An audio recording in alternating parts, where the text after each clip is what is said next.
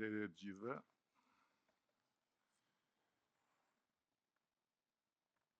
Ky takim me drejtuesit politik, si edhe me drejtuesit e komisioneve të përhershme parlamentare, është vazhdimi i mbledhjes së zgjeruar të grupit parlamentar dhe të kabinetit qeveritar për të nisur një diskutim së bashku rreth dimensionit partisë në fazën e re ku ka hyrë vendi dhe ku kemi hyrë edhe ne si shumicë qeverisë. Dokumentin strategjik BESA e keni tani më në dorë, ky tjetri që është këtu e keni marrë dhe që e ndaj me ju sot fillimisht për një diskutim të brendshëm, quhet prania besnike dhe është aneksi i atij të parit. Prania besnike adreson vetëm partinë me synim që ta vendos atë në funksion të kthesës së mandatit të katërt. Dhe nëse herën e shkuar fola për qeverisjen e kësaj faze të re, sot duhet të flas për makinerinë tonë të partisë. Dhe duhet ju them se paralelisht me reflektimin përpara pasqyrës bulevardit të Flamingove, kam kaluar dhe disa kohë në Varrezat ku prehen historitë e partive dhe të lëvizjeve që fituan gjithçka, por që më herët ose më vonë humbën sfidën e vazhdimësisë së qëndrueshme të fitoreve të tyre.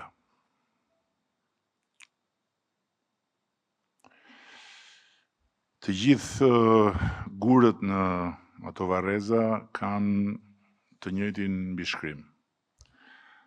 Asnjëri nuk e humbi pushtetin nga dëgjimi, të gjithë e humbën dëgjimin nga pushteti. Barack Obama fitoi në vitin 2008 me lëvizjen më të madhe vullnetare që kishte parë historia e demokracisë amerikane. Mbi 2 milion vullnetar, ose siç quhen në shqip patronazhist, aktiv, ekipe lagjesh me emra, me role, me përgjegjësira, të matshme dhe të matura çdo javë, si dhe 13 milion adresa njerëzish të lidhur me kauzën. Një muaj pas fitores, cilën askush nuk e parashikoi në fillim, pastaj gjithë bota e admiroi në fund, ajo lëvizje vulkanike u ftoh, rrjeti nuk u zhduk formalisht, po u fut brenda zyrave të administratës dhe u vënë shërbim të agjendës së shtëpisë bardhë. Protagonistët kryesor u kthyen në zëdhënës pushtetit të ri dhe kori më masiv i përcjelljes së një mesazhi politik në historinë e Amerikës u tret në lumenjtë të turmave të jetës përditshme. 2 vjet më vonë, në zgjedhjet e para të mes mandatit, makineria që kishte magjepsur botën nuk kishte më jetë. Dhe partia e presidentit pësoi njërin nga disfata më të rënda në historinë e saj. Vetë Obama e ka pranuar më vonë si një nga dështimet më të mëdha politike. Ndërkohë që më poshtë në jug, Partia e Punëtorëve e Brazilit, një tjetër fenomen i pazakont politik, kishte vendosur në Porto Alegre gur themelin më mbreslënës të së majtës botërore, gdhëndur në historinë e saj, buxhetimin me pjesëmarrje. 10 mijëra qytetarë vendosnin vetë me votë të hapur në asambleët e lagjeve se ku do shkonin investimet e qytetit. Uji dhe kanalizimet vajtën nga 75 në 98% të shtëpive. 4 mandate radhëzi, populli rizgjodhi Partinë e Punëtorëve. Pastaj partia fitoi Brazilin, kuadrot më të mirë të Porto Alegres ikën nëpër ministritë e kryeqytetit. Energjia politike që e mbante gjallë buxhetimin me pjesëmarrje filloi të shteronte. Dhe partia që i kishte mësuar botës dëgjimin, humbi qytetin e vet një vit pas fitores kombëtare. Mekanizmi mbijetoi formalisht dhe për disa vite, por pa të njëjtën fuqi, pa të njëjtën pjesëmarrje dhe pa të njëjtin vullnet politik, derisa u fashit. Kutia e buxhetimit mbeti aty, por fryma që e kishte bërë kutin zemrën e komunitetit iku bashkë me ata që u futën në administratë. Nga kjo anë e oqeanit ka plot raste, por unë zgjohet të kujtoj këtu Francën, Emmanuel Macronin e ndërtoi partinë e tij në korekord.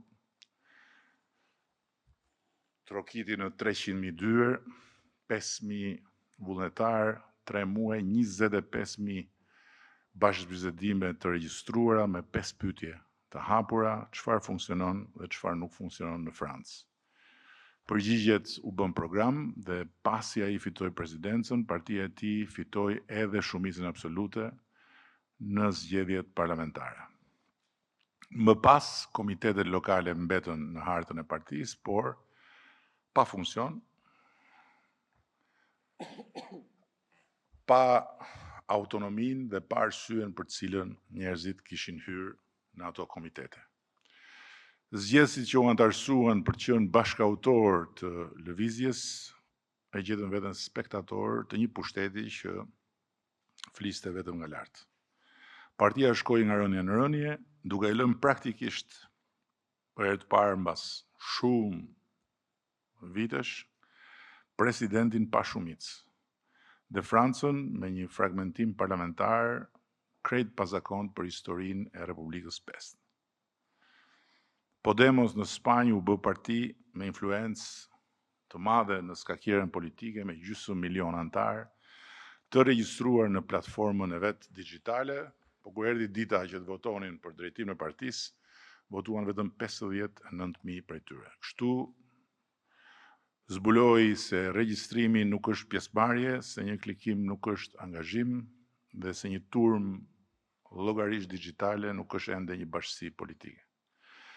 Ndërsa lëvizja 5Y në Itali, që u rrit duke u tallur me partitë e vjetra dhe që mori pushtetin, ja kishte besuar platformën e saj digjitale një shoqërie private. Kur filloi grindja në pushtet, partia mbeti pa asnjë kontroll mbi dhënat e veta dhe me votime të ngrira në çastin më kritik të jetës së saj. Themeluesi i saj shkruajti dhe nekrologjinë përpara jo shumë kohësh, revolucionarët hynë në pallatet e pushtetit për të ndryshuar pushtetin, pushteti ndryshoi ata. 5 vende, 5 parti e njëjta smundje. Filluan me vesh hapur, qeverisën me vesh mbyllur dhe pasi u ngjitën shpejt shumë lart, ran poshtë po aq shpejt. Por ka dhe një lloj tjetër smundje që besoj ne na intereson edhe më shumë për ta kuptuar në skanerin e historisë së partive fitimtare. Është historia e partive që rrinë gjatë në krye, po që dëgjojnë vetëm nga njëri vesh dhe shikojnë vetëm nga njëra anë. Peronizmi kishte në çdo lagje të Argjentinës një njësi bazë, hapur gjithë vitin, ku Hallexhiu të gjendej ilaçi, dokumenti, thesi me miell, puna për djalin. Në pamje të parë tingëllon si prania besnike që unë po ndaj me ju sot. Por në fakt ndryshon prej pranisë besnike, siç ndryshojnë veshi dhe syri i smur nga dy kolegët e tyre të shëndetshëm. Sepse njësitë peroniste e jepnin ndihmën me kusht, dhe ndihmësi i lagjes matej nga partia me votat që dorëzonte. Prandaj ai nuk quhet më ndihmës, po quhet puntero, do me thonë sekser. Dhe populli e di që dera e shtetit hapet vetëm me çelësin e sekserit politik në zyrën e partisë. Mirë po erdhi një ditë e bukur që presidencën e Argjentinës e fitoi një njeri pa makineri territoriale që mund të krahasoj qoftë edhe teorikisht me peronizmin, me një llogari TikToku dhe me zemërimin e algoritmit si aleatin e tij më të madh.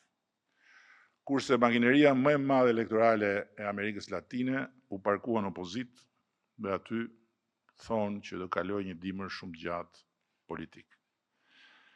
Por për këtë ne s'kemi pse shkojmë deri në Argjentinë, mjafton të shohim komshien e vajtueshme që kemi në sallën e kuvendit, që u ndrysh dhe u bë teneqe krejt në opozitë.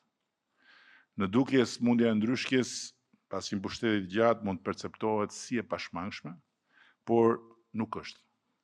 Është thjesht shumë më e përhapur se sa rastet e partive që kanë ditur të rezistojnë ndryshkjes edhe për kohë shumë të gjata, të cilat shkëlqen shembulli i Partisë Socialdemokrate të Suedisë.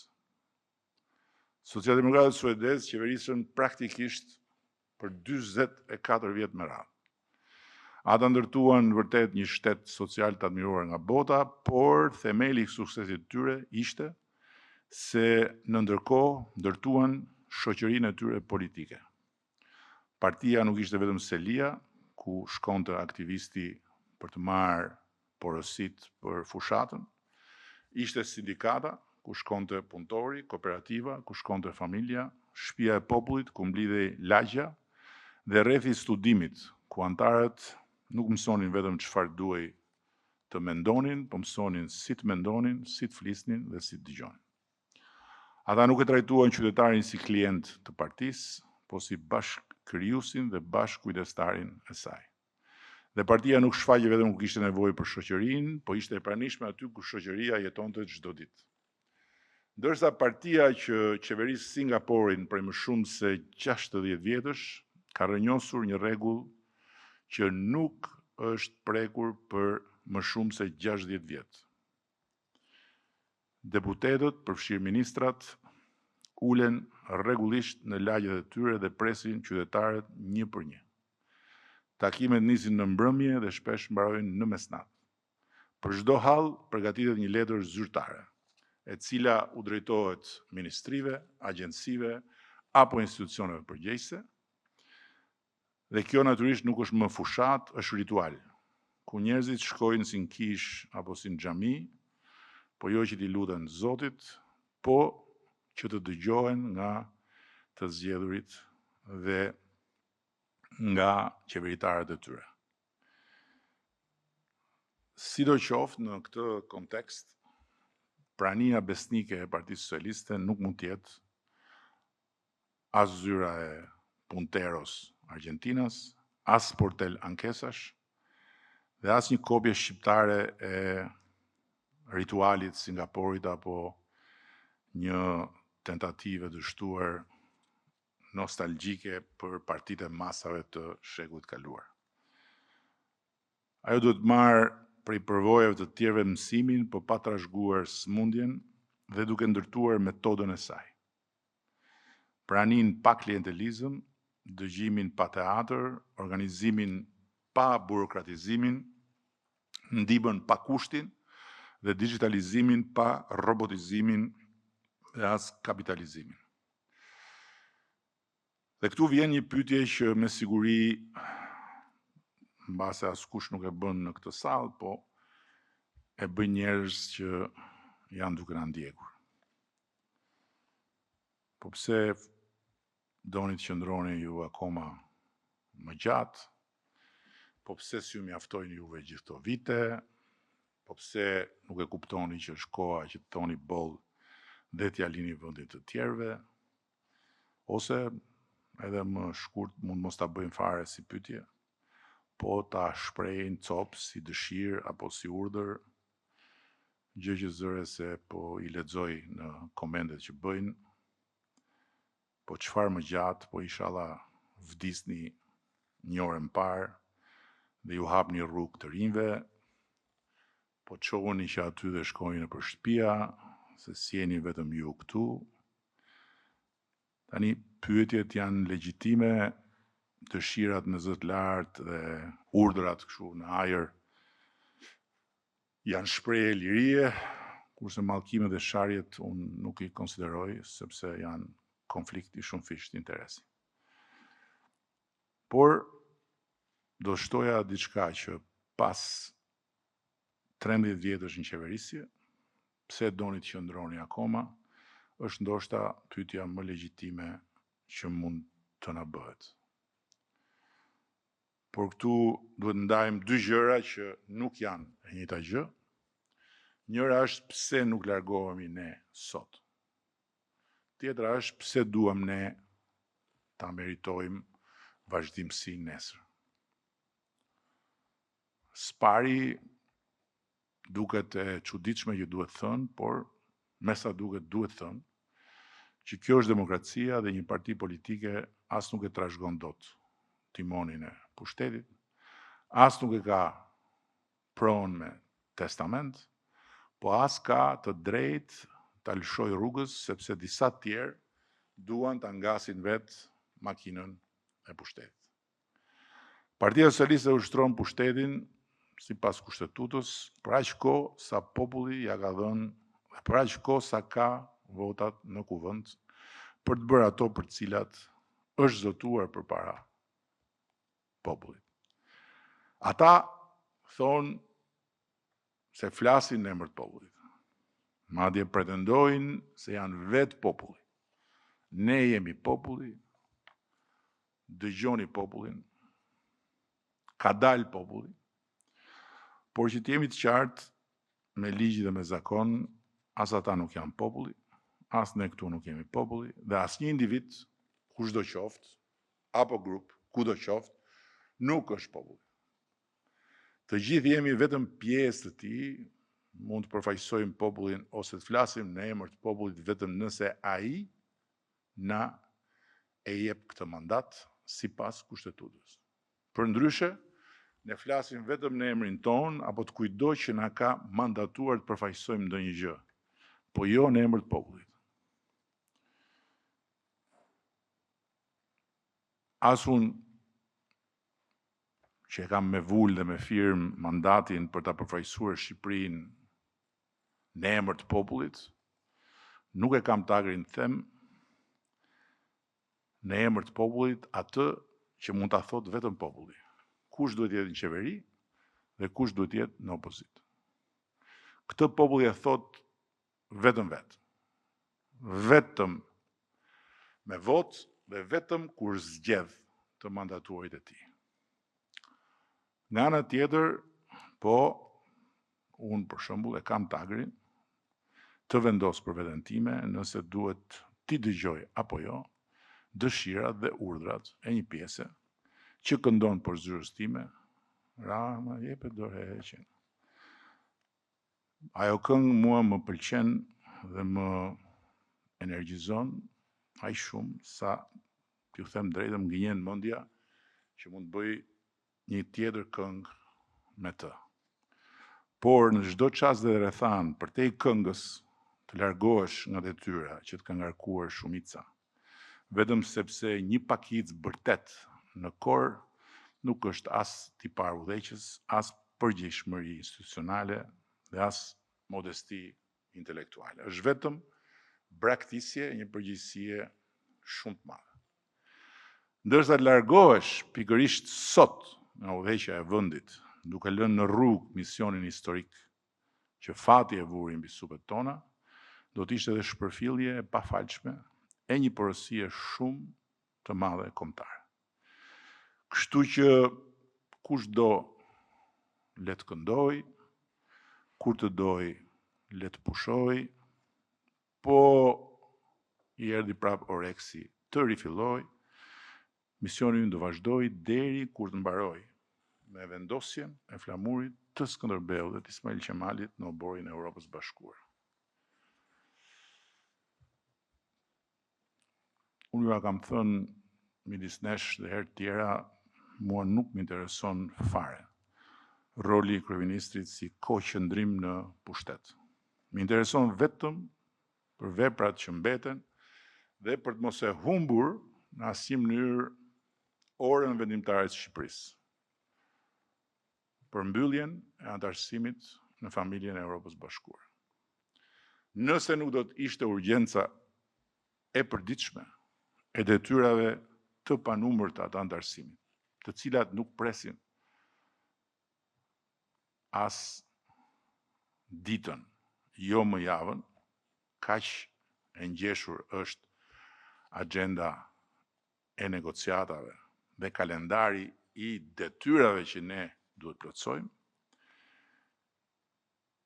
si dhe nëse dera e hapur për herë të parë e Bashkimit Evropian për Shqipërinë, jo vetëm me fjalë si gjithmonë më parë, po konkretisht, nuk do të ishte kaq afër, me shumë gjas, do isha tërhequr me shumë mirënjohje të madhe në katundin tim të vogël, pas 12 vjetëve të jetuara me mish dhe me shpirt në krye të detyrës më të lartë që vendi i jep një bir i tij dhe pas gjithë këtyre viteve në krye të Partisë Socialiste. Sepse Shqipëria, pas atyre 12 vjetëve të Partisë Socialiste në drejtim,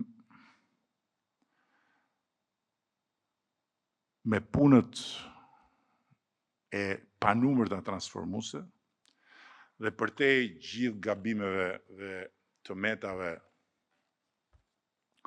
u bë një Shqipëri aq tjetër nga ajo që morëm në kuriz kur e gjetëm në buzën e Germinës së vitit 2013, saqë pa këtë orën e historisë në dyert e Europës, mund të quhej me kokën lart misioni përmbushur. Po pikërisht pas gjithë asaj përpjekje dhe pune kolosale, dhe tamam kur dera e Europës është hapur realisht, mandati i 4 ishte jo vetëm vazhdimi më i natyrshëm, po e vetmja zgjedhje logjike. Dhe deri në ditën e fundit të këtij mandati të 4,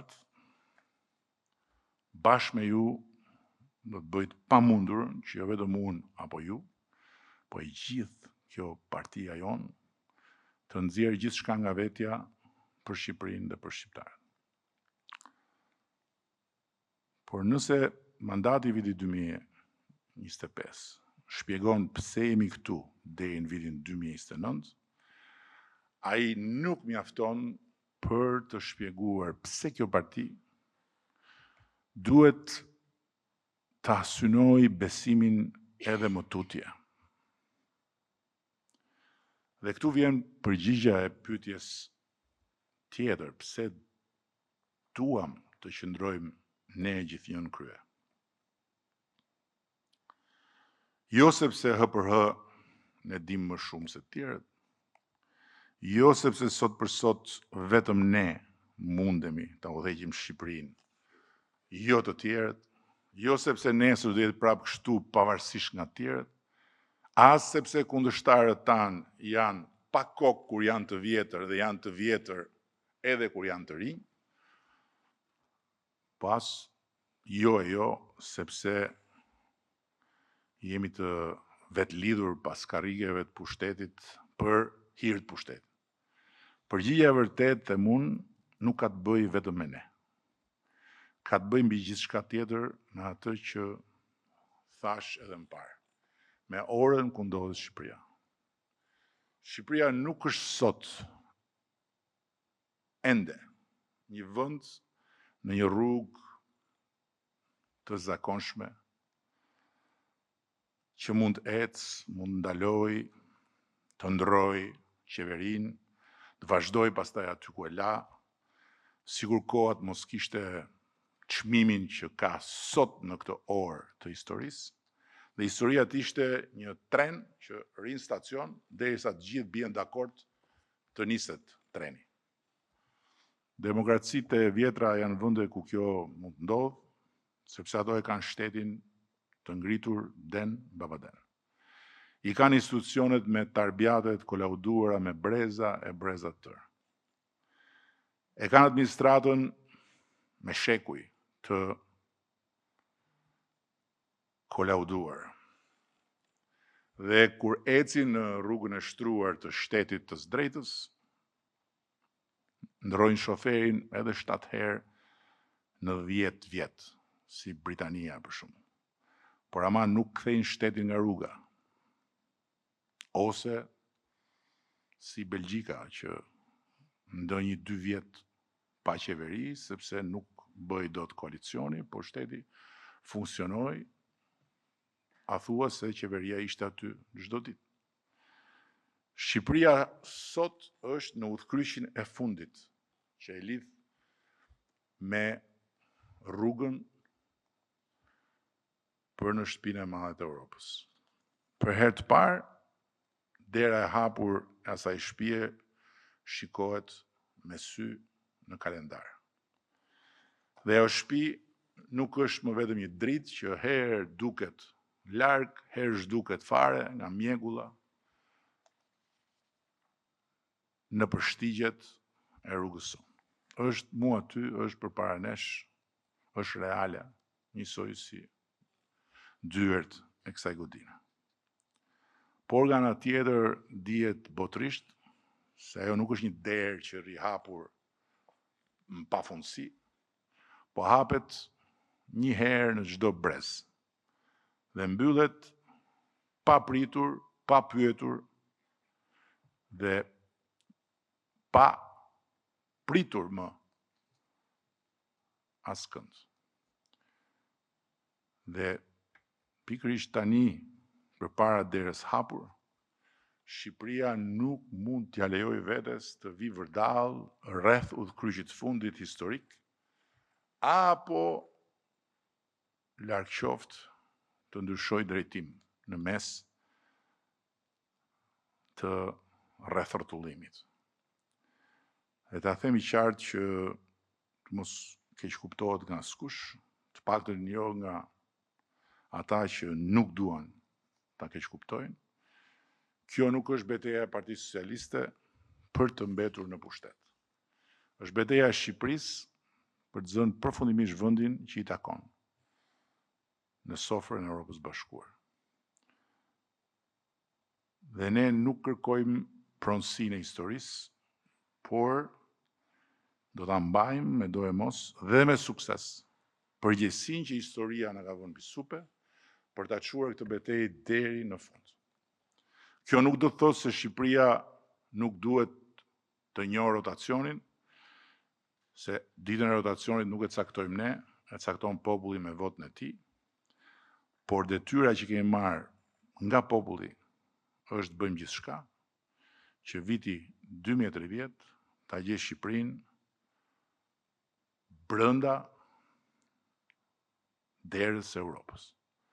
Dhe jo duke ardhur rrotull në udhkryqin e fundit, që pastaj mund të bëhet udhkryqi i një brezi tjetër.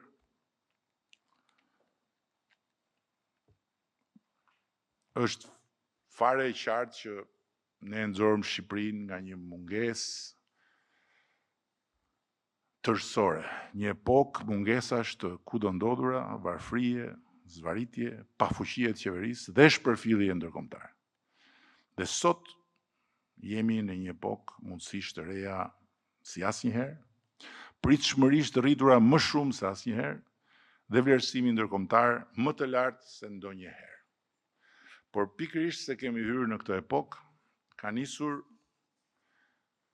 prova dhe sprova jonë më e vështirë, sepse zhvillimi deri tanishëm ka provuar aftësinë tonë për ta ndryshuar Shqipërinë.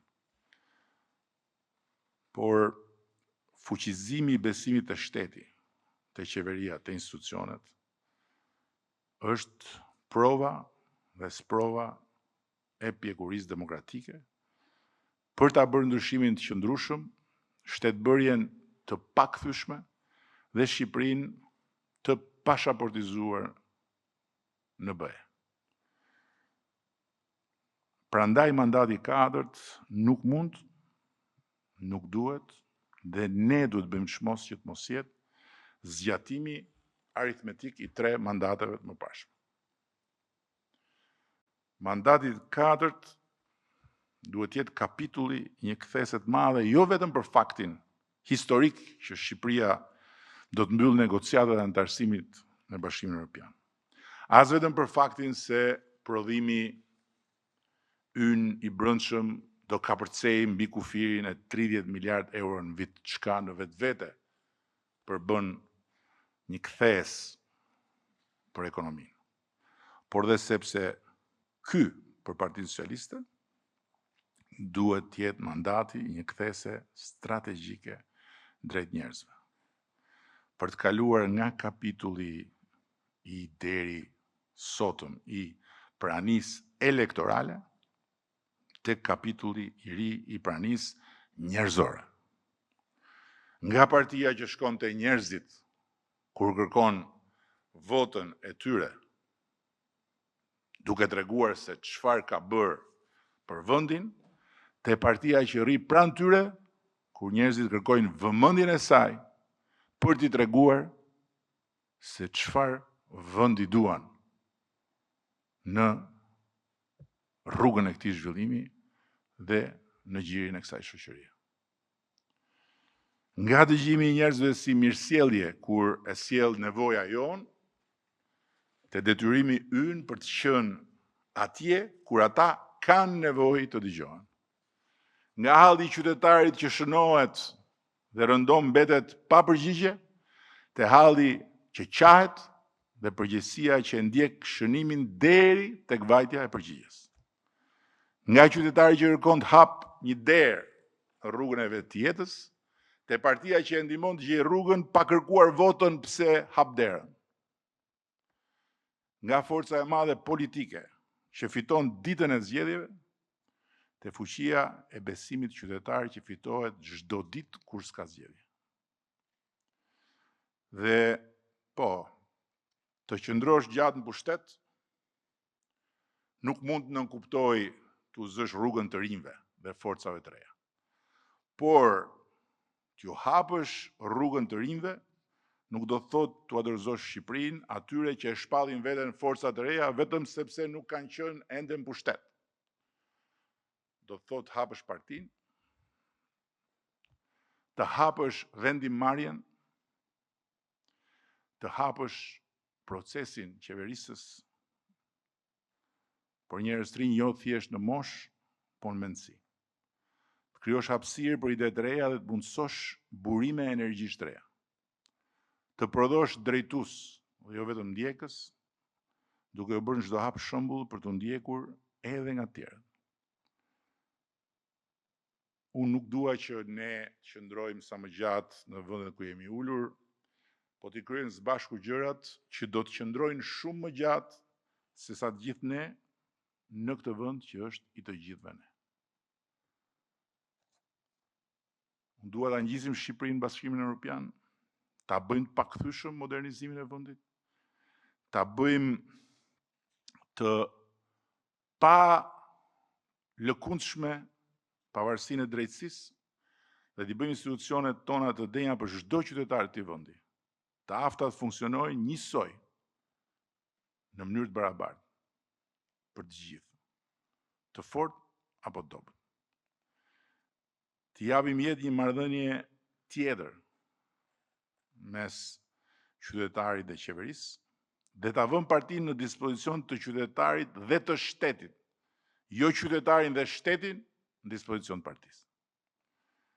Të guxojmë me kurajo zhvillimet e reja në këtë epokë të re, dhe të ecim përpara me ide të qarta dhe me këmbgulje të madhe, pa u lodhur, pa u ndalur, deri në ditën kur populli pastaj të flasë ndryshe me votën e tij. Dhe deri aty detyra jonë nuk është të provojmë atyre që nuk duan të binden se nuk jemi lidhur pas pushtetit, njerëz që duan të na largojnë, detyra jonë është mos lidhemi pas pushtetit në asnjërin prej atyre mënyrave që ne na largojnë nga njerëzit. Sepse njësoj si njerëzit, partit nuk ndryshken nga pushteti. Dhe as nuk plaken nga numri i viteve që mbajnë mbi supe. Ndryshken kur pushojnë së ndryshuari, plaken kur ngatrojnë eksperiencën me pagabushmëri.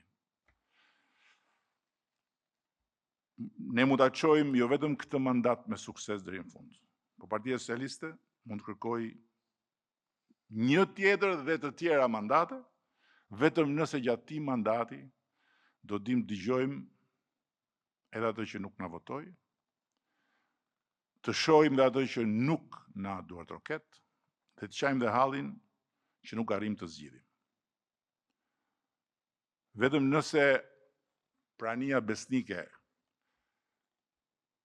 nuk mbetet një stampë e re mbi një bluzë të vjetër, po një ndryshim i vërtet i marrëdhënies son me njerëzit,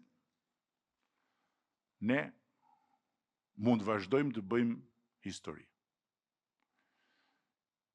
Sepse ka vetëm nder që duash të përmbushësh një mision historik me pushtetin që të kanë dhënë.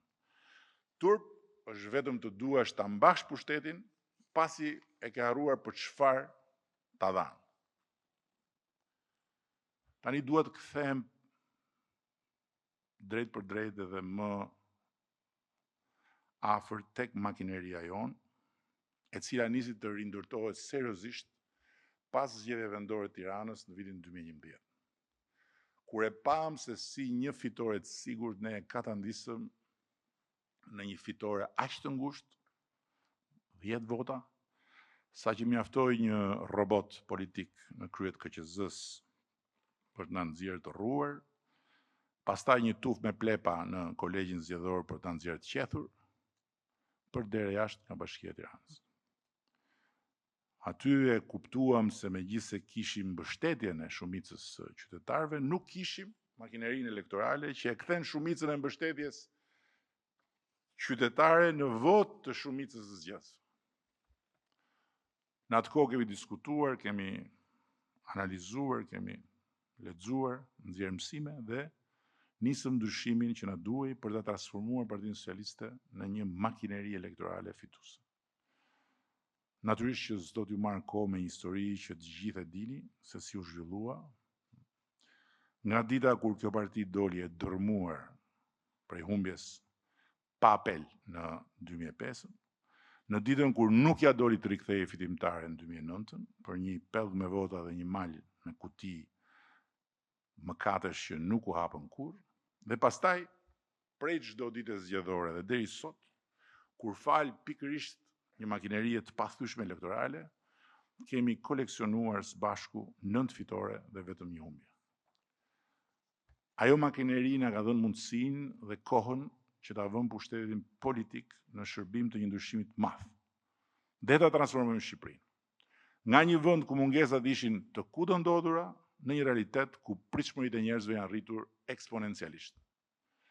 Por sot, kur bulevardi i Flamingove na ka futur zyrtarisht, pikërisht në fazën e re të pritshmërive të rritura, Dhe kur në jetën sociale dhe politike një faktor i ri me një fuqi gjithnjë dhe më shtypse për të vërtetën, algoritmi, është futur duke spostuar dita ditës burimin e informimit të qytetarëve në pasqyrat e celularëve, ku një botë e re risish dhe djallëzish thith babzisht vëmendjen e njeriut, ka ardhur koha që ne t'i bëjmë vetes shumë pyetje, duke e nisur nga një pyetje mbi makinerinë tonë elektorale.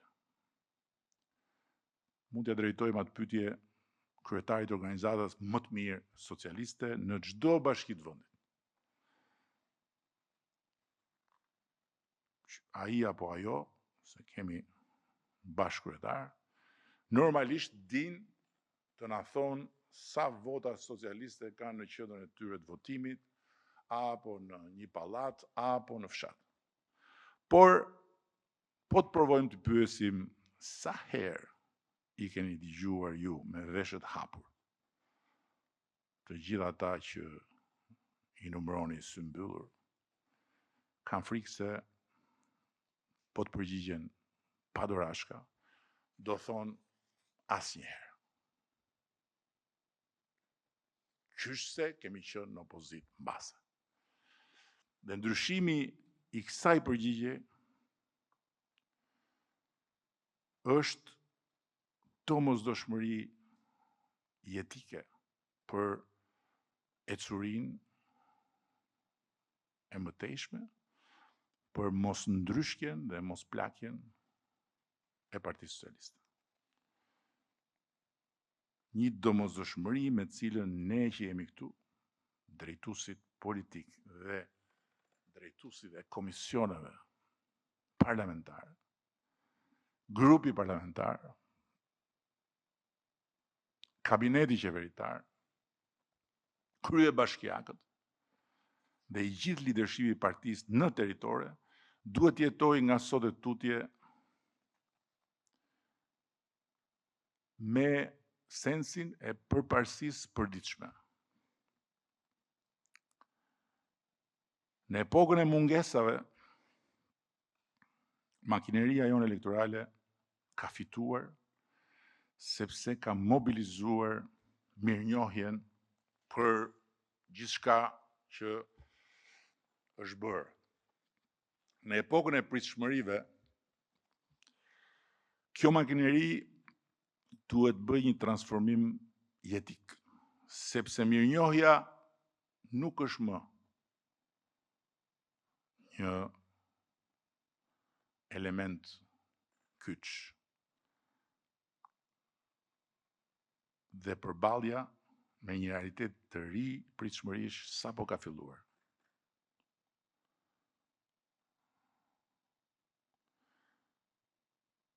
Kur flas për mirënjohje, kam parasysh vetdijen që janë bërë shumë gjëra dhe shpresën e mbështetur të ajo vetdije që të tjera gjëra do bëhen, prandaj ju e meritoni mbështetjen. Ndërkohë që sot është krejt tjetër skena që po formsohet për gjitha ata faktorë që fola, dhe detyra jonë është jo ta mbrojmë makinerinë nga çfarë ka rreth dhe jashtë saj, por ta shpëtojmë makinerinë nga vetvetja. Dhe pikërisht në këtë gjatësi vale kam shkruar dokumentin që e keni përpara si draft, tërësisht i hapur për shënimet e secilit prej jush. Po me shumë pak fjalë, me shumë më pak fjalë sa dokumenti, duhet t'ju jap vetëm frymën e tij, në mënyrë që të gjitha shënimet që mund të shtohen apo çfarë mund të hiqet, të mbaj parasysh pikërisht frymën. Respekti si gatishmëri për të dëgjuar.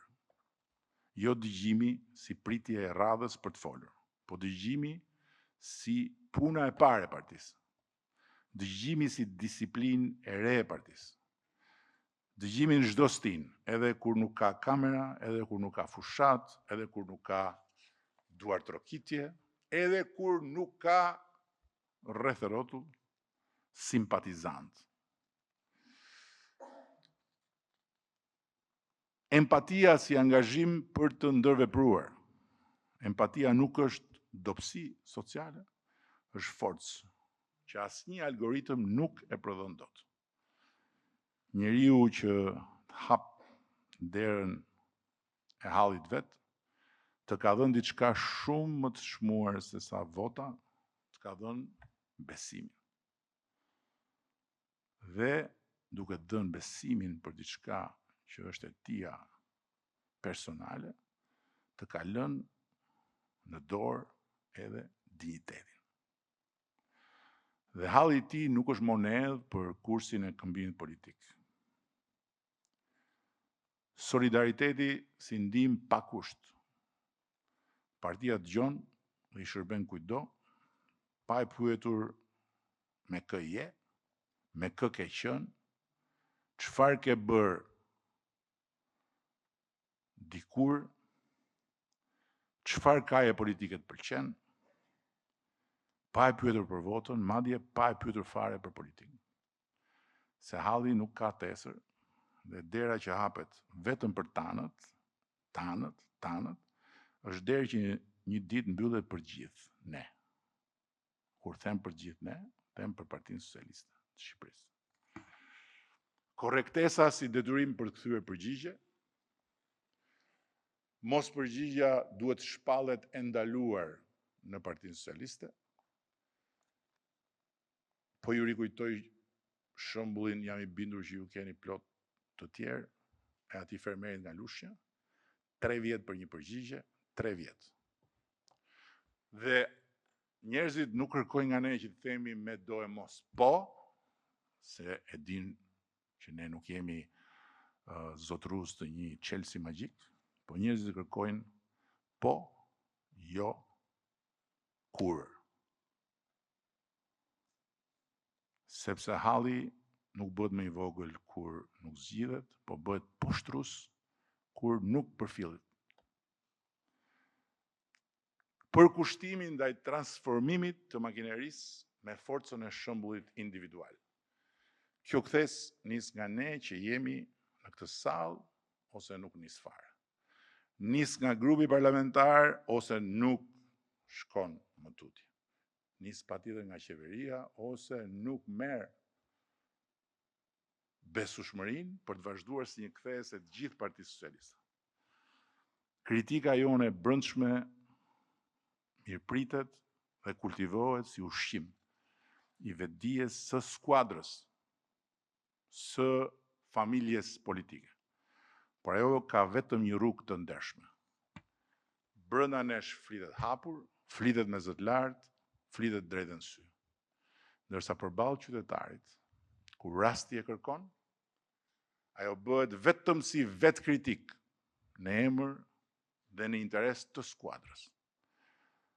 Jo si konstatim publik i një spektatori që shfrytëzon problemin për interesin e vet dhe ja lë skuadrës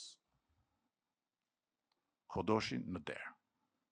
Kjo nuk është prani besnike. Kjo është prani hileqare.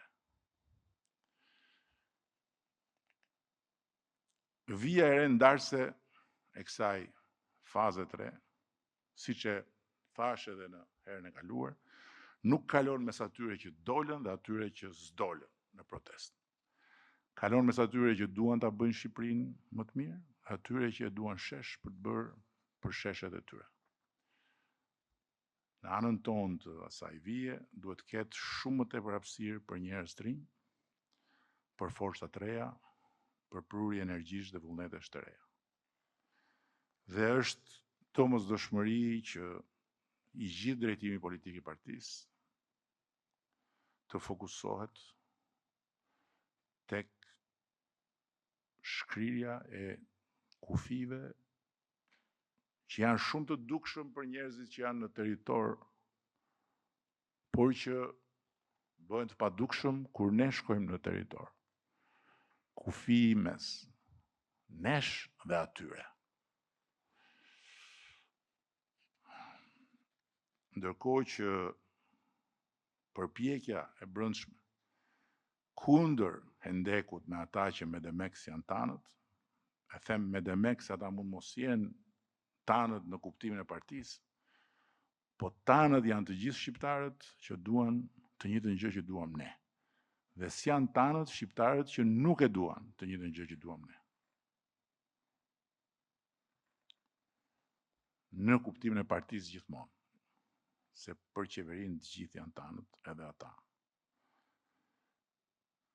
Dhe ky Hendeku i tanëve me të atyre është shumë më tepër në kokën tonë se sa në realitetin e territoreve, ku njerëzit bashkëjetojnë probleme, halle, nevoja shumë të ngjashme, shumë të ngjashme në gjuhët e partive dhe ku ndarja është shumë e lidhur me territorin e influencës se sa me territoret politike. Dua t'ju them dhe pastaj më tutje në këtë diskutim që s'mbyllet sot natyrisht mund ta shohim më në detaj,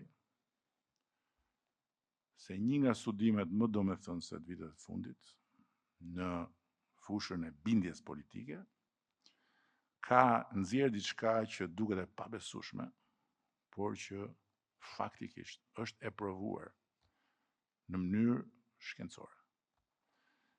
Një bisedë e vetme 10 minutëshe ku tjetri dëgjohet pa e gjykuar përpara sa ti flasësh, ndryshon qëndrime më thellë dhe më shumë se sa kontakti i zakonshëm elektoral.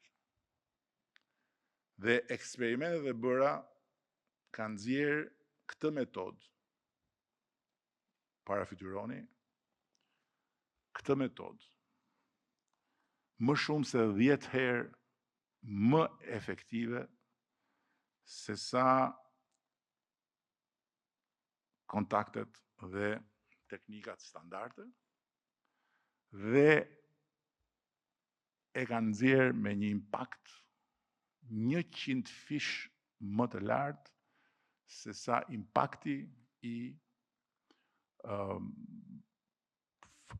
përpjekjes për të bindur njerëzit përmes publicitetit politik. Prandaj dëgjimi duhet bëhet teknologjia më e avancuar e Partisë Socialiste. Njerëzit që nuk votojnë për ne, që s'kanë votuar për ne, por që janë njerëz që i besojnë punës dhe besojnë tek vetja dhe tek zhvillimi i tyre përmes punës, janë njerëzit tanë. Midis nesh dhe atyre mungon vetëm një gjë, komunikimi ynë i drejtë për drejtë.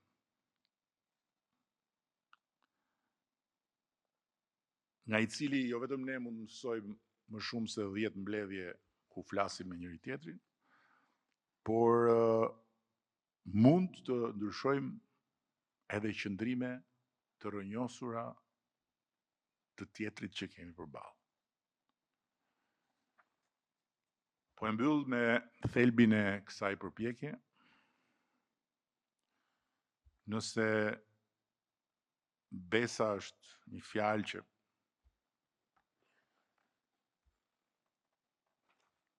qëndron në krye të dokumentit ton strategjik, kjo lidhet me faktin që fjala jonë ndaj qytetarit kërkon të kontrollohet në gjithë procesin e trajtimit të saj. Dhe këtë gjë e bëjnë mekanizmat e metodës që do duhet të vërë në zbatim qeveria.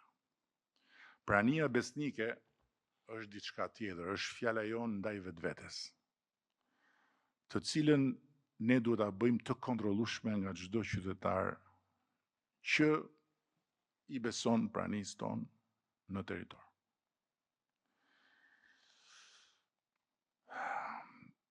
Ata që kanë humbur armatat e fitoreve, të gjithë bashkë kanë pasur natyrisht karakteristika të ndryshme, po kanë paguar një haraq të përbashkët. Kanë fituar me veshët hapur, kanë qeverisur me veshët mbyllur. Partia Socialiste duhet hyjë tek përjashtimet. Ky është misioni ynë lidhur me Partinë Socialiste. Mund të duket shumë